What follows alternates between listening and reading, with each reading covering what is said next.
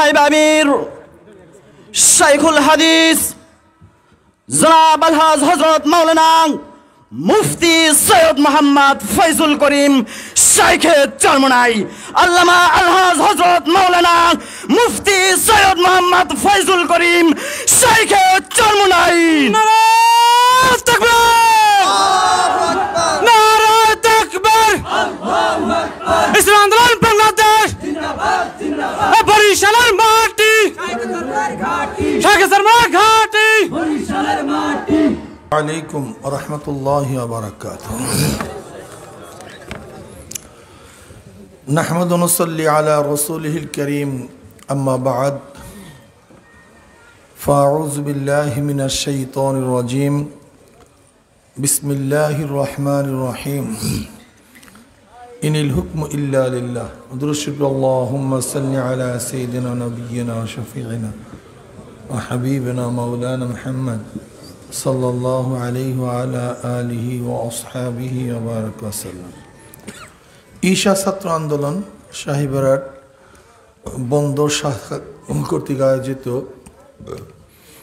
আজকে ছাত্র সম্মেলনের সম্মানিত সভাপতি, দিগার ওলামায়ে কেরাম, সর্বস্তরের ছাত্র ভাইয়েরা আমার,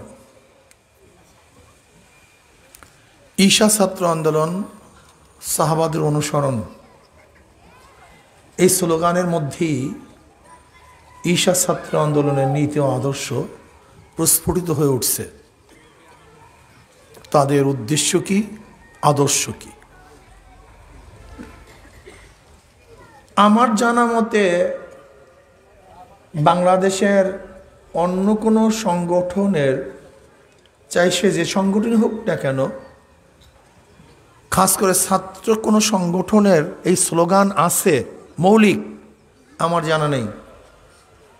সাহাবাদের অনুসরণ, ঈশা ছাত্র আন্দোলন, এই স্লোগান আমি যতটুকু জানি, আমার এলেমে যতটুকু আছে, যে এই স্লোগানের ভিত্তিতেই ঈশা ছাত্র আন্দোলন গড়ে উঠছে।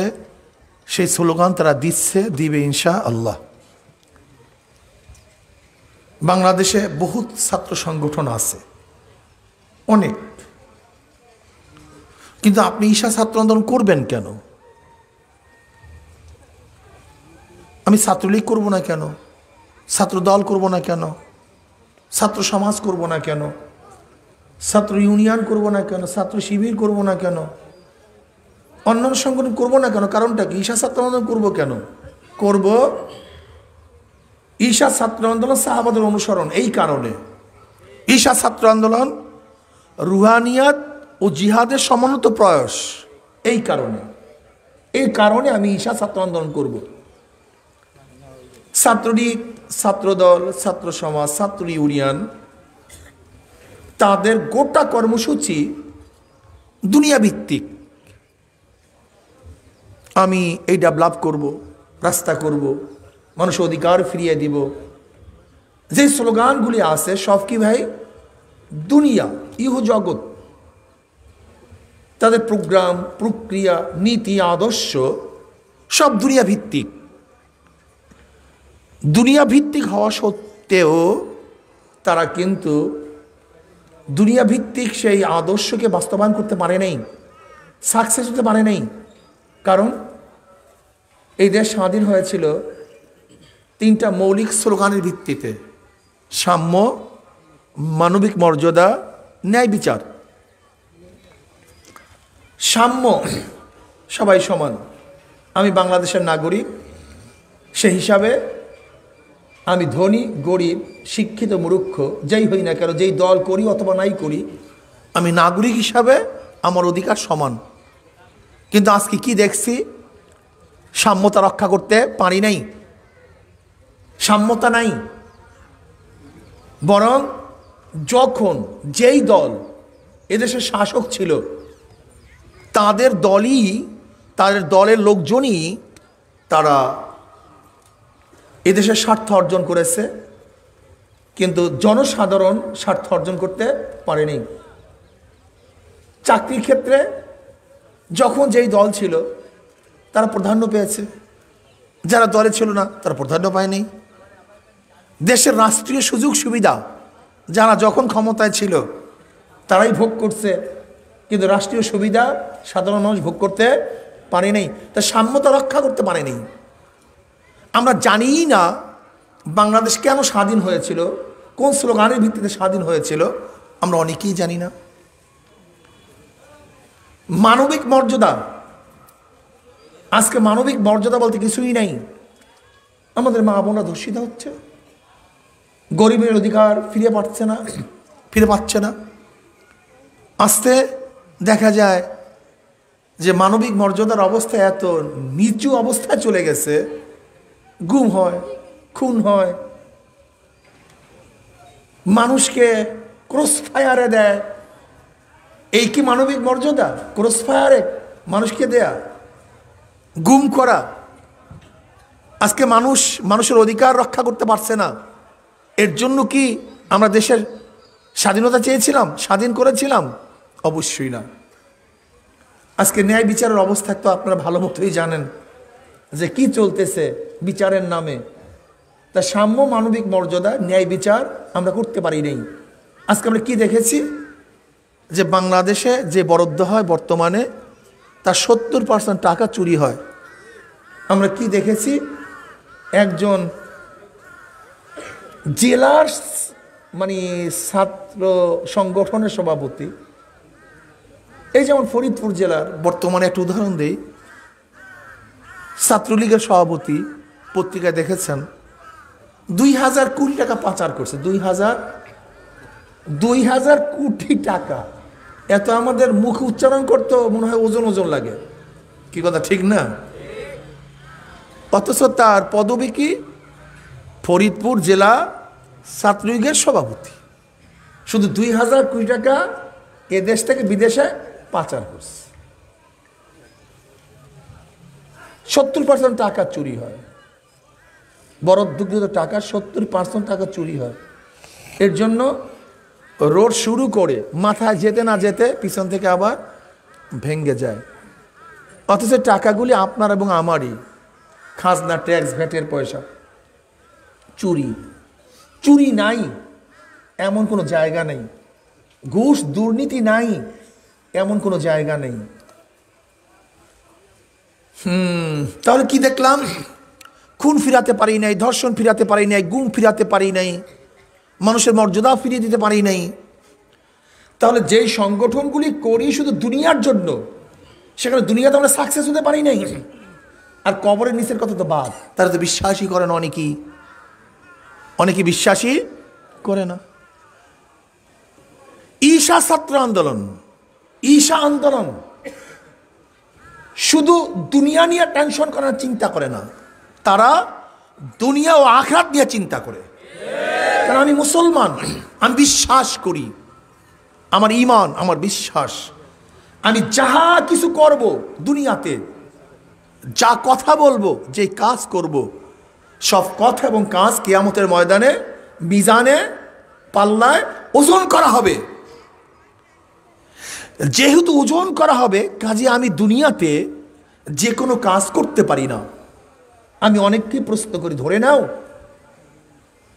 যদি কিয়ামতের ময়দানে আল্লাহ তোমাকে প্রশ্ন করছে, আব্দুল্লাহ তুই মরলি কেন?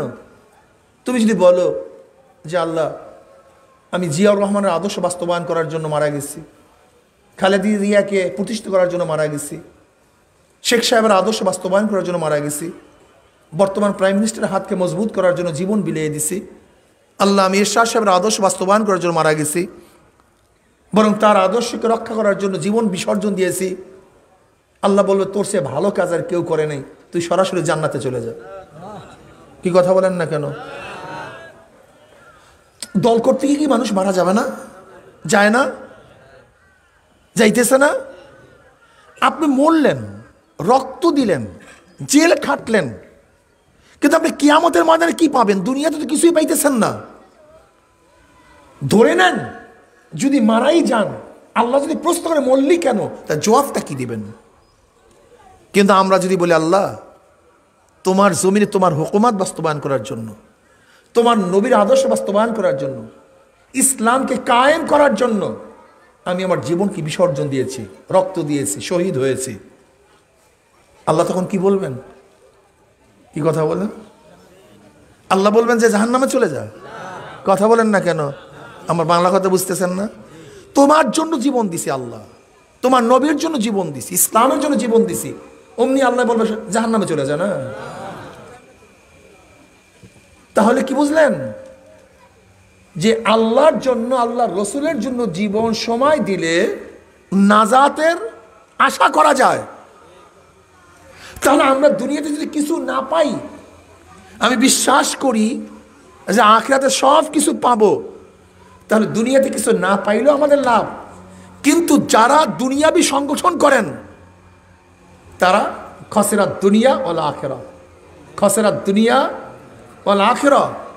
আপনি দুনিয়া করতে গিয়ে মারা গেলেন, রক্ত দিছেন, ঠ্যাং নষ্ট করছেন, হাত ভেঙে ফেলছেন, পঙ্গু হয়েছেন, অন্ধত্ব গ্রহণ করতেছেন, আপনার স্ত্রীকে বিধবা করেছেন, আপনার বাচ্চাকে এতিম করেছেন, আপনার সম্পত্তি ধ্বংস করেছেন, ইজ ইকুয়াল টু সব রেজাল্ট জিরো, কিচ্ছু না। আর আমি যদি আল্লাহর জন্য কাজ করতে পারি, দুনিয়াতে কিছু পাই অথবা নাই পাই, আমি বিশ্বাস করি এটা আমার নাজাতের উসিলা হয়ে যাবে, এটা মুক্তির উসিলা হয়ে যাবে। আর ইসলামের বাহিরে কোনোদিন সাম্যতা, মানবিক মর্যাদা এবং ন্যায় বিচার হতে পারে না। আপনারা বলতে পারেন হুজুর ইসলামী হুকুমাত আসলে হিন্দুদের কি অবস্থা হবে, খ্রিস্টানদের কি অবস্থা হবে? আসলে ইসলাম সম্পর্কে আপনি জানেনই না। ওমর ইবনে খাত্তাব রাদিয়াল্লাহু জামানায় আমর বিন আস রাদিয়াল্লাহু তাআলা আনহু ইরাকের গভর্নর ছিল, তার ছেলে ছিল মুহাম্মদ। সে এক আরোহী, ঘোড়া আরোহীকে সামনে পেয়েছে, সে বলতেছে ঘোড়াটা আমার, সে বলতেছে না ঘোড়া আপনার না, এটা আমার। তর্ক বিতর্কের পরে গভর্নরের ছেলে আরোহীকে ক্রাশ ক্রাশ করে একটা চাবুক মেরে দিয়েছে। সে ছিল খ্রিস্টান। সে আর বিচার নিয়ে মুহাম্মাদের বাবার কাছে যায় না, সরাসরি মদিনায় চলে গেছে ওমর ইবনে খাত্তাব রাদিয়াল্লাহু তাআলার কাছে, গিয়া নালিশ দিছে। ওমর ইবনে খাত্তাব রাদিয়াল্লাহু তাআলা বললেন এদেরকে মেহমানখানে নিয়ে যাও, আপ্যায়নের ব্যবস্থা করো। বাস ওইদিকে চিঠি লিখছে আমর বিন আসের কাছে রাদিয়াল্লাহু তাআলার কাছে, তুমি তোমার ছেলেকে সহ চলে আসো। আসছে, সাক্ষী প্রমাণে দেখা গেছে যে আসলে ঘোড়া ওই খ্রিস্টানের, এবং অবৈধভাবে তাকে চাবুক দিয়েছে। কাকে চাবুক দিয়েছে? খ্রিস্টানকে। কে দিছে? গভর্নরের ছেলে। এবার ওমর ইবনে খাত্তাব রাদিয়াল্লাহু তাআলা আনহু চাবুক নিয়ে ওই খ্রিস্টানকে বলছে, তুমি মুহাম্মদকে করশ করশ লাগায়া দাও। ধাম ধাম লাগায়া দিছে। এবার চাবুকটা নিয়ে আবার তার হাতে দিয়ে বলছে এবার আমাকে লাগাও। ওমর ইবনে খাত্তাব বলছে আমাকে লাগাও। বলে কেন? বলে আমার স্টেটের মধ্যে তোমাকে নিরাপত্তা দিতে পারি নাই, তোমাকে নিরাপত্তা দিতে পারি নাই, এই দোষী আমি, কাজে আমাকে তুমি চাবুক মারো। এর নাম ইসলাম, এর নাম ইসলাম।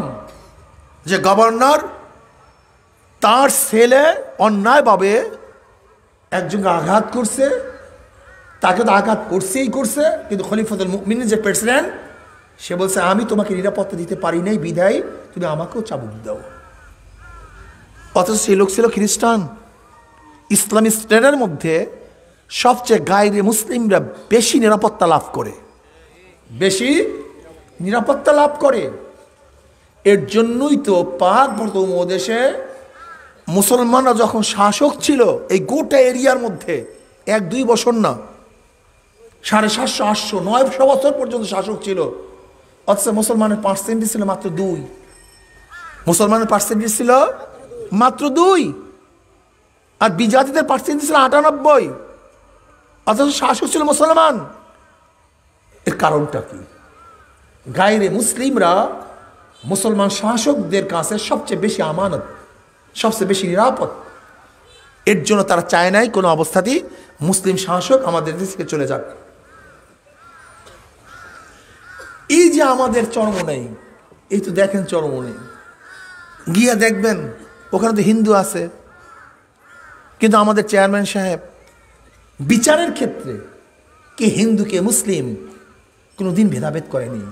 শুধু তাই নয়, আমাদের এলাকার হিন্দুরা পূজার সময় যখন বরিশাল আইন শৃঙ্খলার মিটিং হয়, তারা বলছে চরমনাইয়ের জন্য আপনাদের পুলিশের প্রয়োজন নেই। বলে কেন? বলে নিরাপত্তার জন্য হুজুররাই যথেষ্ট। এই জিজ্ঞাসা করেন। ইসলাম সম্পর্কে আমরা জানি না, ইসলাম জানি না, বুঝাতেও পারি না, বুঝতেও চাই না। আমি মুসলমান, আমার নাম ইসলাম অনুযায়ী। আমি মুসলমান, আমার বাপ মার বিবাহ হয়েছে ইসলাম অনুযায়ী। আমি মুসলমান, আমার কাপড় হবে ইসলাম অনুযায়ী। আমি মুসলমান, আমার জানাজা হবে ইসলাম অনুযায়ী। আমি মুসলমান, আমার দাফন হবে ইসলাম অনুযায়ী। আমি মুসলমান, আমার সব যদি ইসলাম অনুযায়ী হয়, তার রাজনীতি হবে কি অনুযায়ী? কি কথা বলেন না কেন? না, এখানে হবে খ্রিস্টান অনুযায়ী, ইহুদি অনুযায়ী, কাফের অনুযায়ী, বেঈমান অনুযায়ী, আমেরিকা অনুযায়ী, রাশিয়া অনুযায়ী, চীন অনুযায়ী, ভারত অনুযায়ী। তোমার চেয়ে বড় কপাল পোড়া কেউ হতে পারে না। তুমি কপাল পোড়া, তুমি ডেমোক্রেসি বাস্তবায়ন করতে চাও। জানো ডেমোক্রেসি কি করছে? তুমি কমিউনিজম বাস্তবায়ন করতে জানো, তুমি কমিউনিজম কি করছে? তুমি সেকুলার বাস্তবায়ন করতে জানো, সেকুলার কি করছে? বড় বড় বেঈমানরা করছে এই নীতি আদর্শ। আর ইসলাম করছে জনাবে মুহাম্মদ রাসূলুল্লাহ সাল্লাল্লাহু আলাইহি ওয়াসাল্লাম। আমি মুসলমান, আমি কার্ল মার্কস, মাও সুতুন কাউকে নেতা মানি না। আব্রাহাম লিঙ্কনকে আমি নেতা মানি না, আমি নেতা মানি জনাবে মুহাম্মদ রাসূলুল্লাহ সাল্লাল্লাহু আলাইহি ওয়াসাল্লামকে। ক্লিয়ার কাট কথা। এর জন্য যারা মুসলমানের সন্তান, তারা ঈশা ছাত্র আন্দোলন করবে ওই মুসলিম হিসাবে দুনিয়া বা আখিরাতে নাজাত পাওয়ার জন্য। গায়রি মুসলিমরা ঈশা ছাত্র আন্দোলন করবে দুনিয়াতে মুক্তি পাওয়ার জন্য, দুনিয়াতে শান্তি পাওয়ার জন্য। মুসলমানরা করবে দুনিয়া আখিরাতে মুক্তি পাওয়ার জন্য, আর গায়রি মুসলিমরা করবে দুনিয়াতে শান্তি পাওয়ার জন্য। যদি ইসলাম ব্যতীত কেউ কোনোদিন কাউকে শান্তি দিতে পারে নাই। কাজে এর জন্য আমি প্রত্যেকটা ছাত্রকে বলবো, প্রত্যেকটা মানুষকে বলবো, আমি শুধু দুনিয়া নিয়ে চিন্তা করতে পারি না, দুনিয়া ও আখিরাত, দুনিয়া ও আখিরাত। কারণ ঈশা ছাত্র আন্দোলনের মধ্যে, ঈশা আন্দোলনের মধ্যে দুনিয়াও আছে, আখিরাতও আছে। দুনিয়াতে কিছু না পেলেও আমি গর্ব করি, আমি বিশ্বাস করি ইনশাআল্লাহ আখিরাতে কিছু পাবো। কি কথা ঠিক না? আর যারা অন্য অন্য সংগঠন করেন, দুনিয়া যদি না পান, খাসরাত দুনিয়া ওয়াল আখিরাত, দুনিয়াও বরবাদ, আখিরাতও বরবাদ। বলতে পারেন শিবির। দেখেন ভাই, শিবিরের ছাত্রদের সাথে আমাদের ছাত্রদের আপনি কম্পেয়ার করেন, আপনি দেখুন। জামাতের লোকের সাথে আমাদের লোকের এটা কম্পেয়ার করেন, আপনি দেখুন। আমরা কেন করি না? কারণটা কি? আমরা বলি বাংলাদেশে দল তিনটা। দল কয়টা ভাই? 14 দল, 20 দল ইসলামী দল। কি কথা বলেন না কেন? 14 দল, 20 দল ইসলামী দল। 14 দলের নেত্রী শেখ হাসিনা, 20 দলের নেত্রী খালেদা জিয়া, ইসলামী দলের নেতা পীর সাহেব চরমনাই। কাজী আমি ইসলাম চাই, ইসলাম করতে চাই না। আমার নেত্রী খালেদা জিয়া, না আমার নেত্রী শেখ হাসিনা, আমার নেতা পীর সাহেব চরমনাই। এর জন্যই আমরা বলবো, জামাত বলেন, অমুক দল বলেন, কেউ 20 দলে, কেউ 14 দলে, ইসলামী আন্দোলন বাংলাদেশ তারা আছে ইসলামী দলে, তারা ইসলাম নিয়ে আস। যারা 20 দল করছেন, 14 দল করছেন, দুনিয়ার দিক থেকে কি হয়েছে? আপনাদের কি পেয়েছেন? কদ্দূর হয়েছেন? আত্মতৃপ্তি কি আছে? আর আমরা যে ইসলাম নিয়ে আসি, আমরা গম পাই না, অমুক পাই না, তমুক পাই না, কিচ্ছু দরকার নাই, কিন্তু মনের মধ্যে আমরা একটা শান্তি পাই, যে শান্তি কোনোদিন প্রকাশ করা যাবে না, প্রকাশ করা যাবে না, এতটা শান্তি পাই। আমি ইসলাম নিয়ে আসি, এইটা আমার গর্ব। আমি ইসলামী আন্দোলন করি, এটা আমার গর্ব। আমার নেতা জনাবে মুহাম্মদ রাসূলুল্লাহ সাল্লাল্লাহু আলাইহি ওয়াসাল্লাম, এটা আমার গর্ব। কিয়ামতের ময়দানে তার সামনে বলবে, ইয়া নবী আল্লাহ, ইয়া রাসূলুল্লাহ, আমার ভাই, আমার বোন, আমার বাবা, আমার চাচা, আমার পাড়ার লোক বেঈমানদের আদর্শ বাস্তবায়ন করার জন্য চেষ্টা করছে, কিন্তু আপনার আদর্শ বাস্তবায়ন করার জন্য জীবন দিয়েছি, রক্ত দিয়েছি। ইয়া নবী আল্লাহ, আমি সেই আব্দুল্লাহ, আমি সেই আব্দুল্লাহ। নবী আলাইহিস সালাতু ওয়াস সালাম খুশি হয়ে যাবেন, আশা করি তিনি শাফাত করবেন, তার কলেজে জুড়ায়া যাবে। কলিজার মধ্যে শান্ত অনুভব করবে, নিজের হাতে হাউজে কসের পানি পান করায় দেবে। কি কথা ঠিক না? কাজে আজকের থেকে যারা আমরা মুসলিম আছি, না গায়ের মুসলিমদের দল করা যাবে না। বেঈমান মুশরিকদের আদর্শ বাস্তবায়ন আমি করতে পারি না। আমি আদর্শ বাস্তবায়ন করবো জনাবে মুহাম্মদ রাসূলুল্লাহ সাল্লাল্লাহু আলাইহি ওয়াসাল্লামের আদর্শ বাস্তবায়ন করার জন্য যদি জীবন দিতে হয়, রক্ত দিতে হয়, সময় দিতে হয়, টাকা দিতে হয়, কে কে রাজি আছে? নারায়ে তাকবীর, নারায়ে তাকবীর, নারায়ে তাকবীর, আল্লাহু আকবার। ঈশা ছাত্র আন্দোলন জিন্দাবাদ, জিন্দাবাদ, জিন্দাবাদ। আজকের থেকে আমি সমস্ত ছাত্রদের বলবো, আমার ছাত্র বন্ধুরা, তোমাদেরকে একটা আশ্বস্ত করতে পারি, ঈশা ছাত্র আন্দোলন করলে গাজার কলকি ধরতে হবে না, ইয়াবাখোর হবে না ইনশাআল্লাহ, গাজাখোর হবে না, মদ্যপায়ী হবে না, ধর্ষক হবে না, জুয়াখোর হবে না, এবং ঐশীর মতো এরকম বাচ্চা তৈরি হবে না যার মাধ্যমে বাবাও খুন হবে, মাও খুন হবে। এরকম বাচ্চা ঈশা ছাত্র তৈরি করবে না, বরং আদর্শবাহী নীতি ও আদর্শবাহী একদল কাফেলা ঈশা ছাত্র তৈরি করবে। কাজে আমি সবাইকে ঈশা ছাত্র দাওয়াত দিয়ে এবং সমস্ত মানুষকে ইসলামী আন্দোলনের অন্তর্ভুক্ত দাওয়াত দিয়ে এখানে সম্মেলন আজকের মধ্যে শেষ করলাম। আমরা সবাই দোয়া করি, আল্লাহুম্মা আমিন। রব্বানা